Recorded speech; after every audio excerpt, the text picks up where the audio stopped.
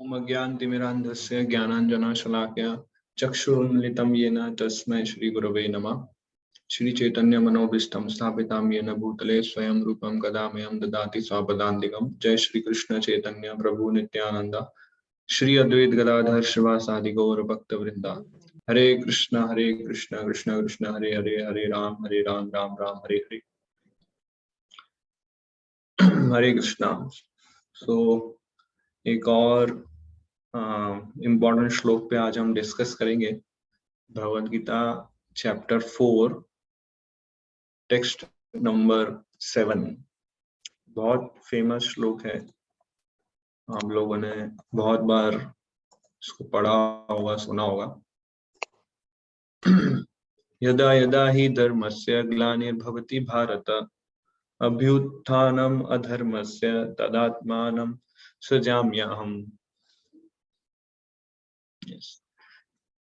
Whenever and wherever there is decline in religious principle or descent of Bharata and the predominant rise of a religion, at that time I descend myself. तो ये श्लोक में कृष्णा खुद बोल रहे हैं कि मैं क्यों अवतार लेता हूँ, वाई डू आई अपीयर।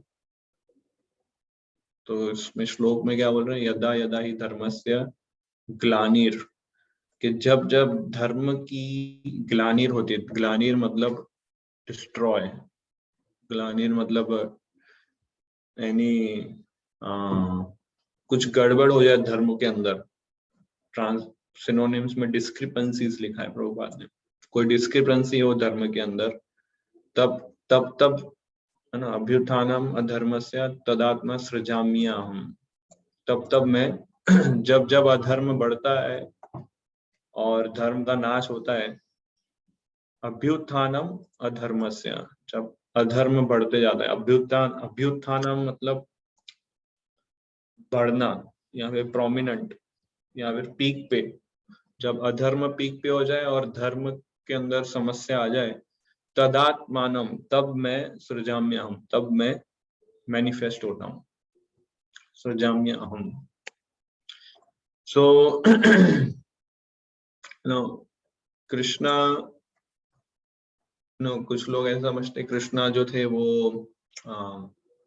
एक ऑर्डिनरी ह्यूमन बीइंग थे, कुछ लोग ऐसा समझते कृष्णा कोई एक्स्ट्राऑर्डिनरी हीरो थे। बट कृष्णा ना कोई ऑर्डिनरी व्यक्ति थे या न कोई वो एक्स्ट्राऑर्डिनरी हीरो थे। कृष्णा जो है पूर्ण पुरुषोत्तम भगवान है। प्रभुपाद कहते हैं he is supreme personality of godhead. So Bhagavad Gita chapter 15 में कृष्णा बोलते हैं सर्व योनिषु कौन्तेय, तो पूरे सर्व योनिषु कौन्तेय तदा ये अहम बीज प्रद पिता के 84 लाख स्पीसीज जो है, उन सभी स्पीसीज के जो पिता है वो मैं हूँ। I am the father of all living beings.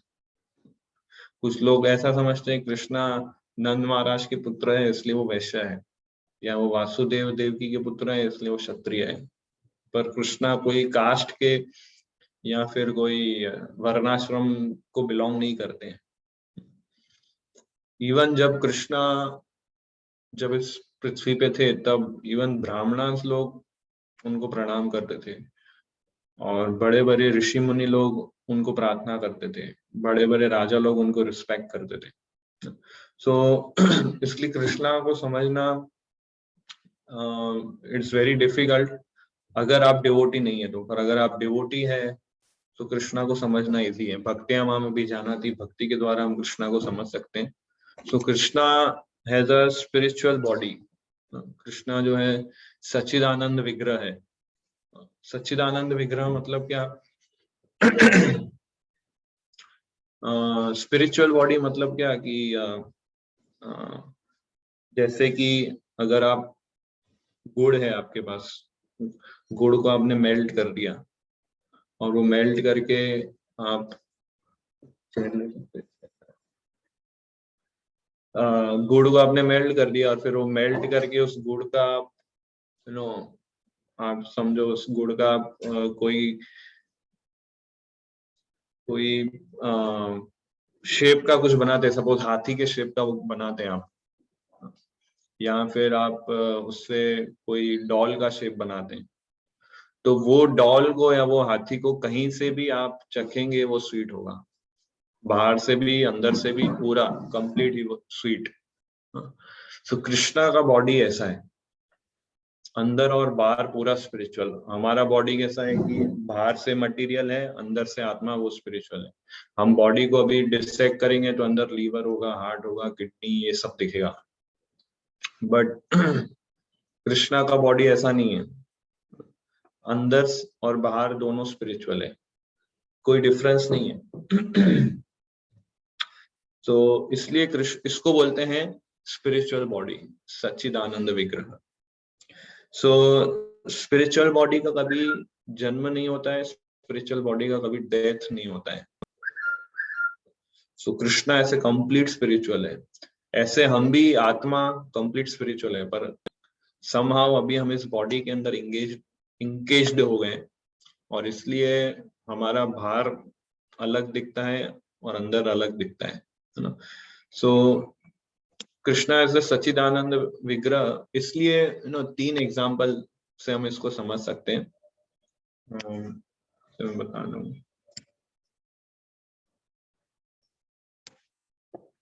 एक हो गया रोबोट, दूसरा हो गया मैन, दूसरा हो गया गॉड यानी कृष्णा। तो रोबोट कैसा है कि पूरा मटेरियल चीज है, अंदर और बाहर पूरा मटेरियल ना। मैन कैसा है कि बाहर से मटेरियल है और अंदर से स्पिरिचुअल है, सोल। और भगवान है इनसाइड आउटसाइड प्योर स्पिरिचुअल।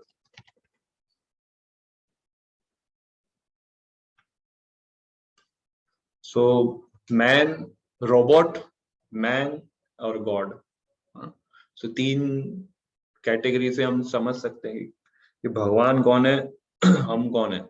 ये मटेरियल एनर्जी पूरी प्रकृति है, भगवान की इंफीरियर एनर्जी है, हम जो है भगवान की सुपीरियर एनर्जी है। सुपीरियर एनर्जी समहाउ प्रयास कर रही है इंफीरियर एनर्जी को एंजॉय करने के लिए और उसको एक्सप्लॉइट करने के लिए, और इस वजह से लिविंग एंटिटीज के जीवन में सफरिंग है। तो इसलिए कृष्णा का अपीयरेंस समझना बहुत इंपॉर्टेंट है। कृष्णा क्यों अवतार लेते हैं, एक बहुत अच्छा मेरे पास एक इसमें प्रभुपाद के परपोर्ट में आता है। अगर आप इसी अध्याय का 5th या 6th नंबर श्लोक पढ़ेंगे, उसके परपोर्ट में सारे पॉइंट्स प्रभुपाद ने लिखे, वो पॉइंट सारे ये टेबुलर फॉर्म में डिस्क्राइब किया गया है। इसमें बताया कि भगवान और जीव में क्या डिफरेंस है। जब भगवान का जन्म लेना और हमारा जन्म लेना सेम इधर आ जाता है, तो क्या देख सकता हूँ भगवान का जन्म लेना, हमारा जन्म लेना एक जैसा नहीं है। हालांकि भगवान जब जन्म लेते हैं तो हमें भी कैसा, हमने क्या सुना है कि देवकी के गर्भ से जन्म लिया, वो भी एक मनुष्य की तरह थे, बट ऐसा नहीं है ना। प्रभुपाद क्लियरली परपोर्ट में एक्सप्लेन करते हैं कि जीव का जन्म कैसा होता है और भगवान जब अवतार लेते हैं कैसा होता है। अवतार लेना और जन्म लेना दोनों में डिफरेंस है। हम लोग जन्म लेते हैं, भगवान अवतार लेते हैं। अवतार एक संस्कृत वर्ड है जिसका मतलब होता है अवतरित होना, डिसेंड होना। सृजाम्य, हम जैसे श्लोक में लिखा ना, तदात्मा सृजाम्य, सृजाम्य मतलब मैनिफेस्ट होना। तो भगवान को अपने सारे पूर्व अवतार या जन्म जो बोलो, उसको उनका रिमेम्बरेंस है, उसका ज्ञान है, पर हमें ज्ञान नहीं है कि हमने पूर्व जन्म में कौन थे। हमने 10 दिन पहले क्या खाया था लंच ब्रेकफास्ट में, वो याद नहीं है, तो फिर पूर्व जन्म का तो कहाँ से याद होगा। तो इसलिए भगवान का, और भगवान दूसरा, भगवान का कभी शरीर चेंज नहीं होता है, हम अपना शरीर बदलते रहते हैं। भगवान का शरीर कभी नष्ट नहीं होता है, उनमें बूढ़ा नहीं होता है, कभी मृत्यु नहीं होती है। हमारा शरीर बूढ़ा होते जाता है, उसमें सब 6 प्रकार के चेंजेस होते हैं। तो हम देखते हैं भगवान ने जब पास्ट टाइम जब लीलाएं की थी तो उसमें पहले छोटे थे, फिर जिसमें वो माखन चुराते थे, पूतना का वध किया, फिर बड़े हुए थोड़े गोवर्धन पर्वत और सब असुरों का वध किया, फिर और बड़े हुए और फिर मथुरा गए और द्वारका नगरी बनाई। बट हमें ये पास्ट टाइम हमें ऐसा दिखता है कि कृष्णा का भी बॉडी चेंज हो रहा है, कृष्णा भी कृष्णा की भी एज बढ़ रही है, बट ओरिजिनली कृष्णा कभी 16 ईयर से ऊपर उनकी एज होती नहीं है ना। प्रभुपाद कहते हैं हम हर बार अपने क्लास में, भगवत गीता की क्लास में, कि जब कुरुक्षेत्र युद्ध था तब कृष्णा की उम्र थी 125 साल। अभी 125 साल का बूढ़ा, आपने देखा हो, अभी कुछ दिन पहले ही एक वीडियो आया था मेरे पास जिसमें एक व्यक्ति की उम्र 125 साल की थी। 125 साल का व्यक्ति है, वो वाराणसी में रहता है और एकदम हेल्दी फिट है। उसने हमारा इस्कॉन का तिलक लगाया था, वैष्णव है वो, और योगा करता है और अपनी हेल्थ फिट रख, उसको पद्म भूषण अवार्ड मिलने वाला है गवर्नमेंट की तरफ से कि उसने इतना लंबा आयुष्य जिया और एकदम हेल्दी जी रहा है। तो वो 125 साल का था, इतना बूढ़ा था बट फिट था ऐसा। सो हम देख सकते हैं 125 साल का कोई व्यक्ति हो तो कैसा दिखता है, उसको आप देखेंगे तो। बट कृष्णा जब कुरुक्षेत्र युद्ध में थे तो 125 वर्ष के थे और एकदम यंग थे उस समय, आपके जैसे यंग थे पूरे, और एकदम घुंघरालू बाल, हैंडसम फेस, वेरी अट्रैक्टिव। तो इसलिए कृष्णा का बॉडी मटेरियल नहीं है, कृष्णा का बॉडी स्पिरिचुअल है। कृष्णा का प्रकट होना अप्रकट होना सूर्य के समान है। सूर्य ईस्ट साइड से उगता है, वेस्ट साइड में डूबता है। इसका मतलब ये नहीं कि सूर्य डिसअपियर हो गया है, सूर्य का जन्म, सूर्य वहीं पर है, पृथ्वी घूम रही है। और तो हमें लगता है कि सूर्य प्रकट हुए और सूर्य अप्रकट हुए, बट हमारी पृथ्वी घूम रही है सूर्य के आसपास, इसलिए हमें ऐसा, सूर्य तो वहीं पर स्थित है। ऐसे ही भगवान जो है उनकी पास्ट टाइम्स, उनका जन्म कर्म जो भी है वो सब कांस्टेंट इटर्नल है, हम चेंज हो रहे हैं। इसलिए कृष्णा एक पास्ट टाइम करते हैं, फिर दूसरे ब्रह्मांड में जाके दूसरी पास्ट टाइम्स करते हैं, ऐसे उनकी पास्ट टाइम्स इटर्नल चलती रहती है।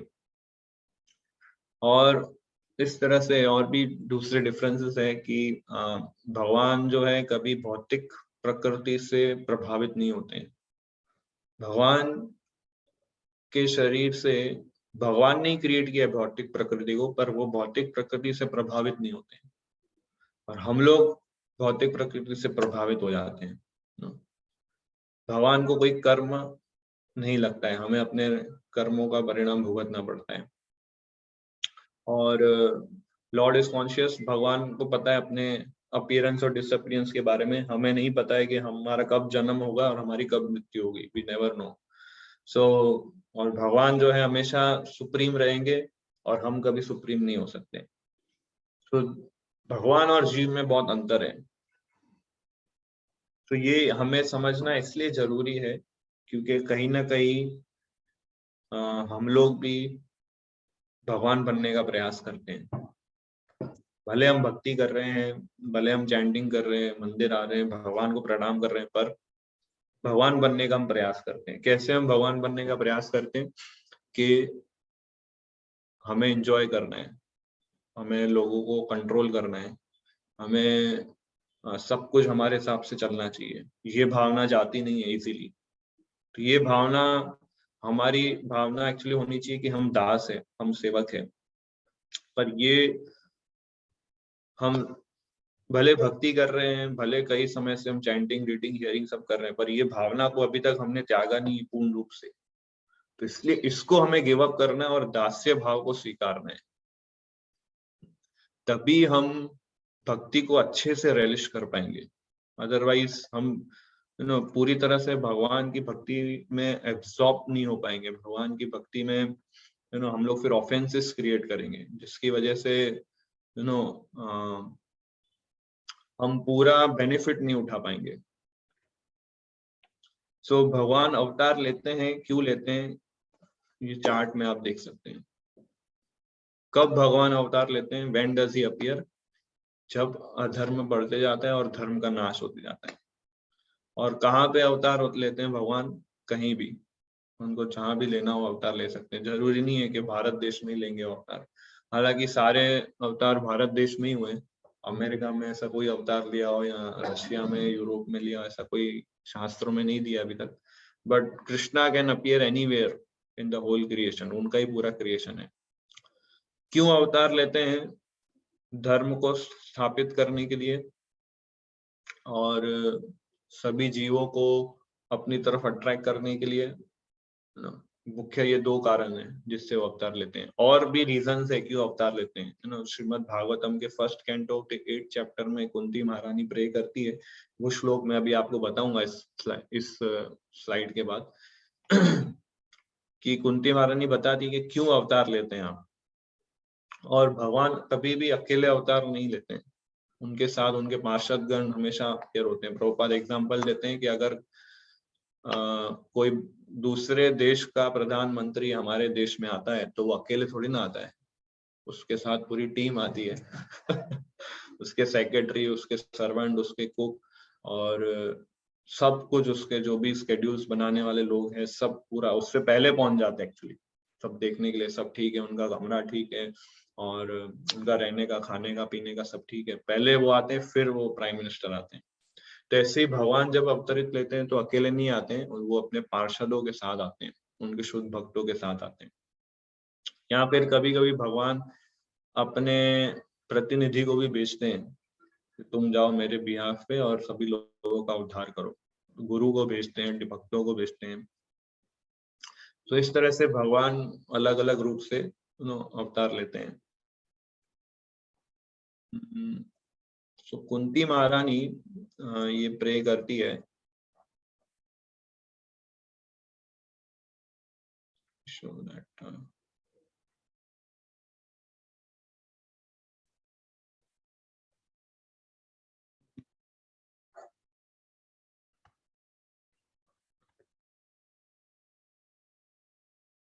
श्लोक नंबर है 1.30।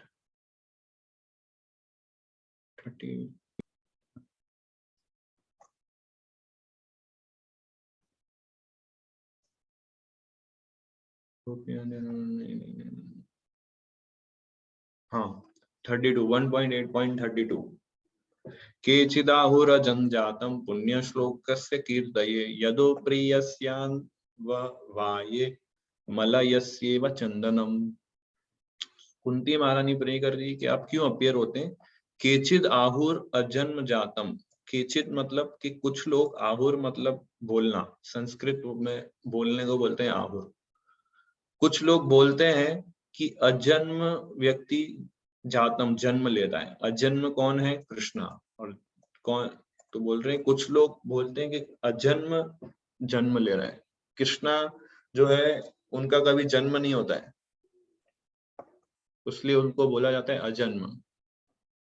सो अजन्म व्यक्ति जब जन्म ले तो ये कैसी बात हुई, है ना। सो पढ़ सकते हैं कोई इसका translation?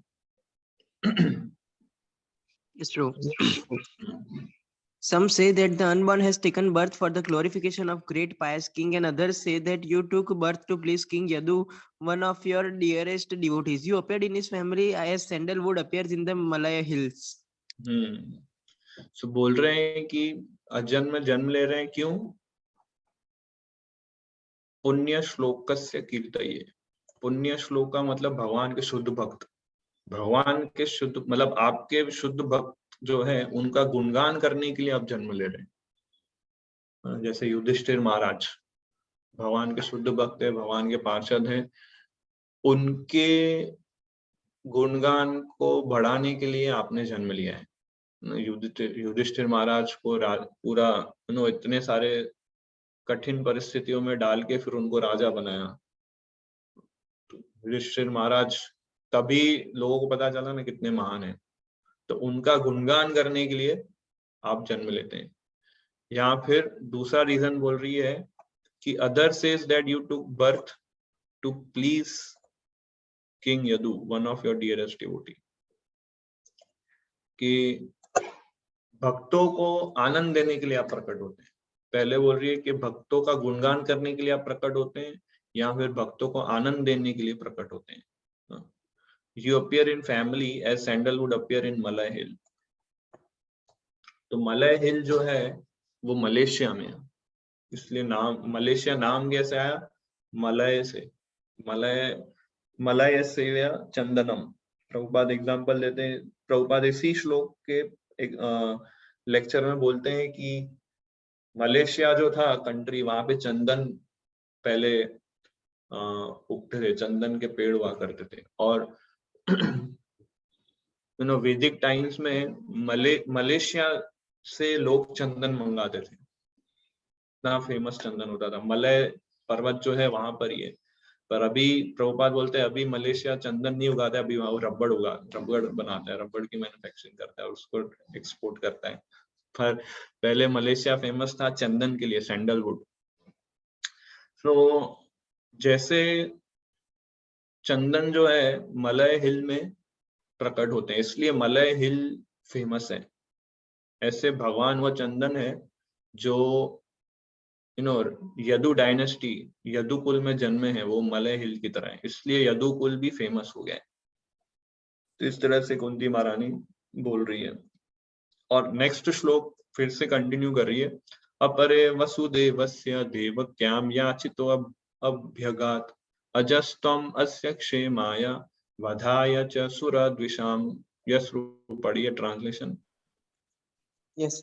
Others say that since both Vasudeva and Devaki prayed for you, you have taken your birth as their son. Undoubtedly, you are unborn, yet you took your birth for their welfare and to kill those who are envious of the demigods. तो कुछ लोग ऐसा बोलते हैं कि वासुदेव और देवकी ने प्रार्थना की इसलिए आप प्रकट हुए, उनके पुत्र के रूप में प्रकट हुए। और आप अजन्म हो फिर भी आप जन्म लेते हो, क्यों? लोगों के उद्धार के लिए, लोगों के कल्याण के लिए। और जो भगवान, जो भक्तों से ईर्ष्या करते हैं, भक्तों से द्वेष करते हैं, उनको नाश करने के लिए आप जन्म लेते हो। तो ये अलग अलग रीजंस कुंती महारानी बता रही है इस श्लोक में, प्रे कर रही है कि वाई कृष्णा अपीयर्स। सो भगवान अपीयर होते हैं धर्म को एस्टैब्लिश करने के लिए नहीं, अधर्म का नाश करने के लिए नहीं, क्योंकि वो तो भगवान की शक्ति से अपने आप हो जाता है। किसी असुर का वध करने के लिए भगवान अवतरित नहीं होते, क्योंकि असुर का वध करना हो तो उसके हृदय में परमात्मा के फॉर्म में बैठे उनको एक हार्ट अटैक दिलवा दे, हो गया असुर खत्म।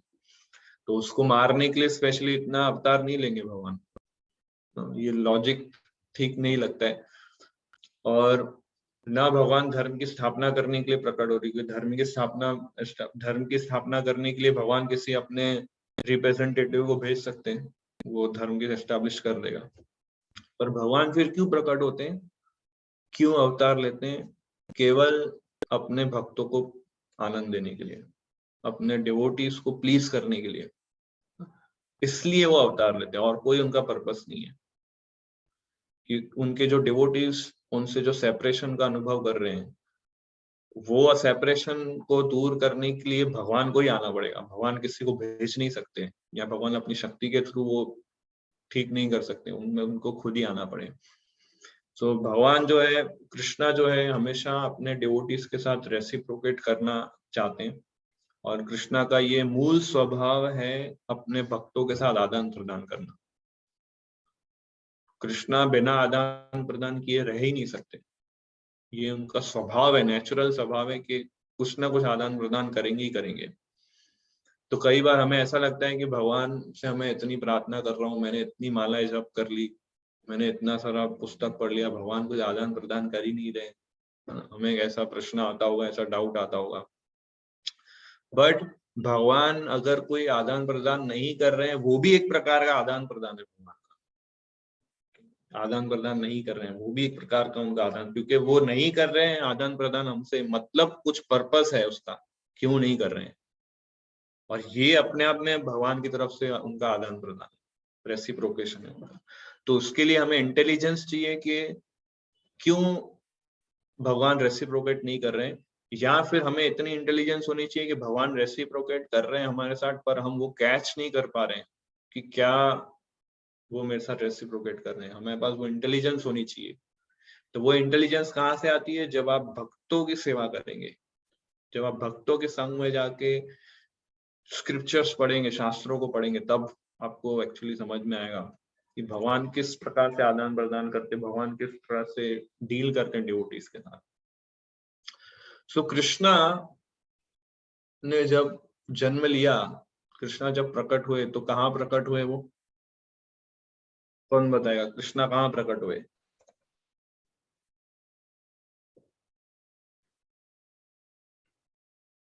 यस प्रदीप प्रभु, कृष्णा कहाँ पर प्रकट हुए? तो मथुरा जेल मथुरा। में। मथुरा कहाँ? जेल में? हाँ, जेल में। यस। तो कृष्णा जेल में प्रकट हुए। इसके पीछे एक बहुत बड़ा संदेश कृष्णा देना चाहते हैं कि जेल में क्यों प्रकट हुए कृष्णा। ये बताना चाहते हैं कि ये जो मटेरियल वर्ल्ड है वो दुखालय है, जेल में दुख ही दुख है। इसलिए जेल में प्रकट होके हमें बता रहे, देखो मैं एज अ भगवान जेल में सबसे पहले आ रहा हूँ, क्योंकि मटेरियल वर्ल्ड जो है वो जेल की तरह है, जहाँ पे दुख ही दुख है, कष्ट ही कष्ट है। इसलिए हम परिस्थिति को नहीं बदल सकते कभी भी। ये संसार के अंदर दुख है, कष्ट है, उसको हम कभी बदल नहीं सकते क्योंकि वो स्वभाव है। पर हम अपनी चेतना को बदल सकते हैं, अपनी परिस्थिति को नहीं बदल सकते, अपने चेतना को बदल सकते हैं। दूसरा इंपॉर्टेंट लेसन कृष्णा के जन्म से हम ये समझते हैं कि जैसे वासुदेव थे, बड़े क्षत्रिय राजा थे।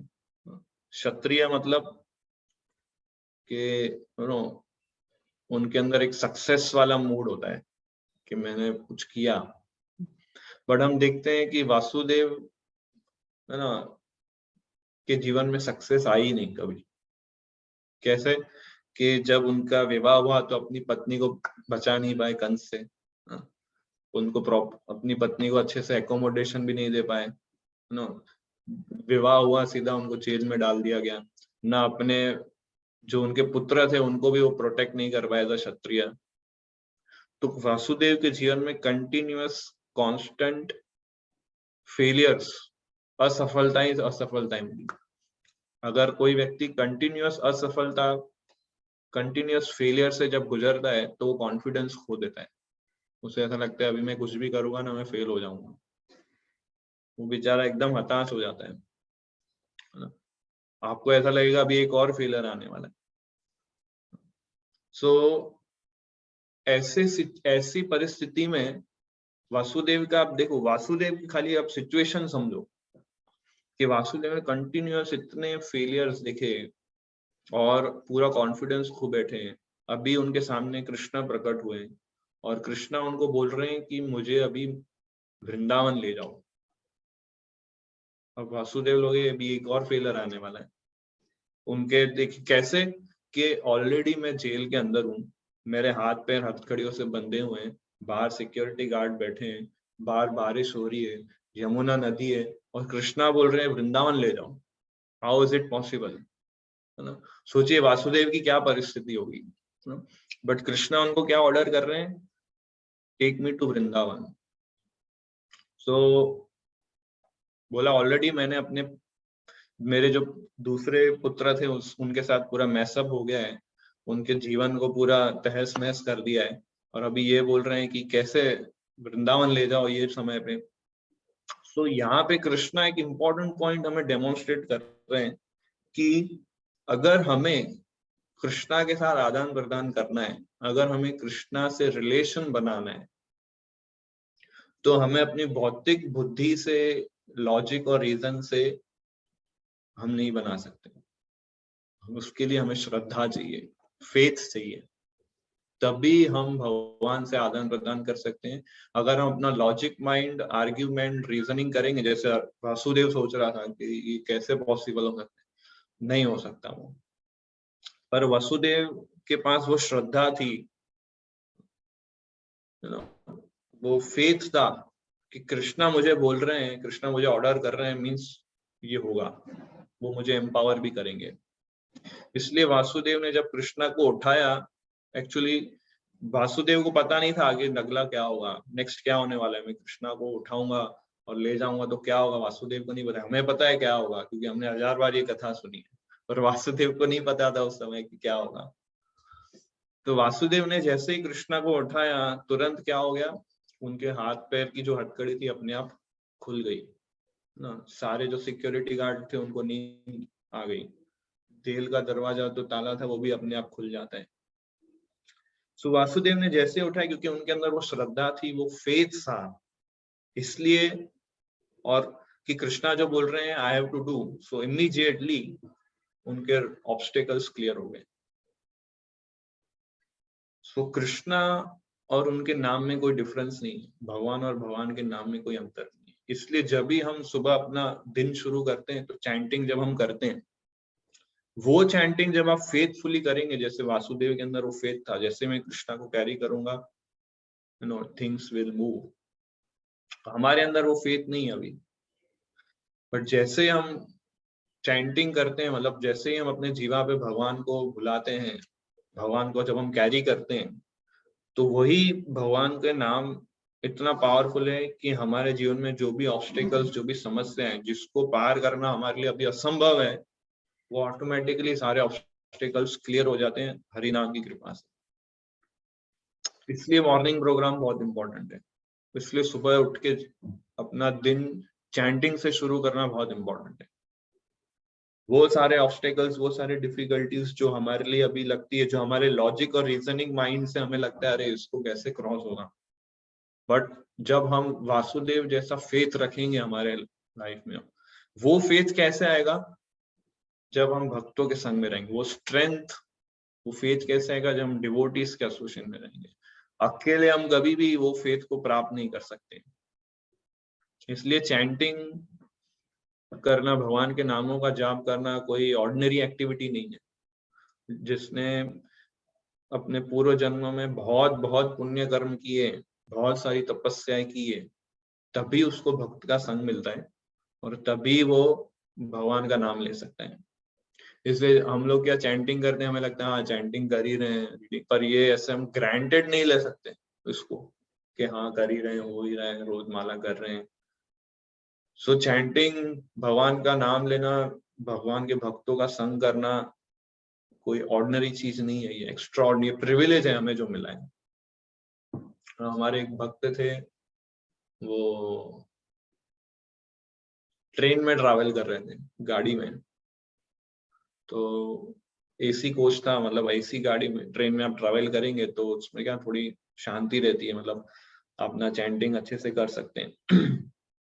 तो एसी कोच में वो ट्रैवल कर रहे थे, सॉफ्टली चैंटिंग कर रहे थे, तो क्या बाजू वाला जो एक व्यक्ति बैठा था उसको बहुत डिस्टर्ब हो रहा था, ये सुबह सुबह का चैंटिंग कर रहे हैं, ये आवाज कर रहे हैं, तो उसने कंबल से अपने आपको ढक लिया। अब भगवान का नाम तो क्या है, इस ब्रह्मांड को क्रॉस करके गोलोक धाम तक जा सकता है।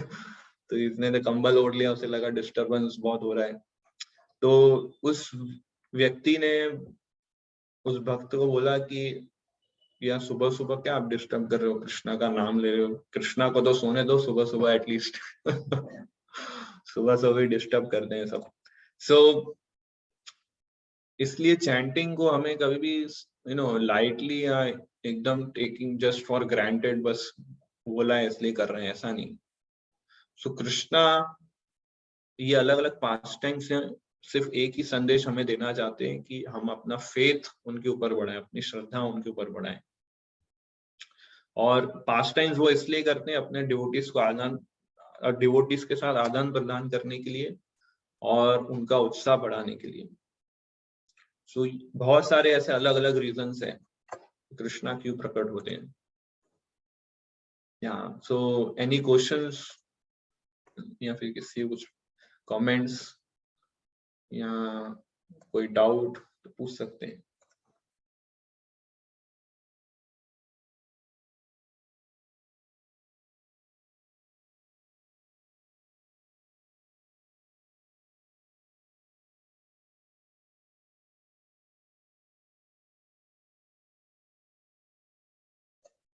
एनी कोई प्रश्न?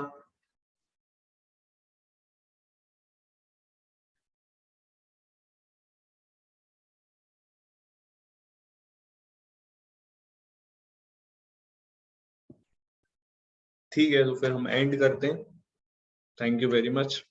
श्रीला प्रभुपाद की जय। जय